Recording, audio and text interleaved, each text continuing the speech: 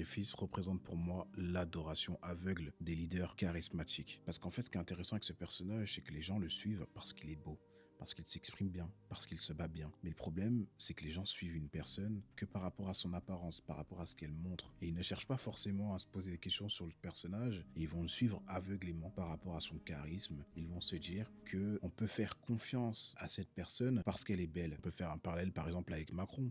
Au début, lorsque pour la première fois les gens voyaient Macron, il y a beaucoup de personnes, lorsqu'on leur demandait pourquoi vous votez ce président, beaucoup de personnes répondaient parce qu'il est beau, il est jeune, il sait s'exprimer. Il est beau, il est intelligent, il a épousé une femme plus...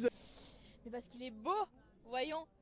Et c'est ça qui est triste parce qu'aujourd'hui, les gens vivent beaucoup avec l'apparence. Les gens se fient beaucoup au physique, à la façade. Mais ils ne cherchent pas forcément à savoir si c'est réellement de bonnes personnes. Parce qu'on le sait tous, Griffiths, même avant l'éclipse, c'était quelqu'un de mauvais. Dans le sens où il avait un objectif, il avait un but. C'était d'avoir du pouvoir. Pour avoir ce pouvoir, il était prêt à tout. Prêt à manipuler, à tuer. Pour ce pouvoir, il était prêt à sacrifier l'ensemble de sa troupe, l'ensemble de ses coéquipiers, l'ensemble de ses amis. En tout cas, Griffiths, pour moi, personnellement, c'est pour moi le meilleur antagoniste que j'ai pu voir dans un manga. Parce qu'en fait, tu détestes vraiment le personnage. Tu ne peux pas avoir une once d'empathie pour ce personnage. En vue du choix qu'il fait, c'est un choix conscient. C'était pas un choix inconscient. Griffith, c'est quelqu'un qui était prêt à tout pour le pouvoir. Et c'est ce qu'il a montré. C'est un peu comme le personnage de Jeffrey Baratheon dans Game of Thrones. T'as juste envie de le tuer, en fait. T'as juste envie que le mec, il meure, en fait. Et si ça me procure ce genre d'émotion envers ce personnage, c'est que ça fonctionne. C'est qu'il remplit bien son rôle d'antagoniste, au final. C'est que tu le détestes. D'ailleurs, ici, on parle de pop culture et beaucoup d'autres choses. Donc, n'hésitez pas à follow et liker.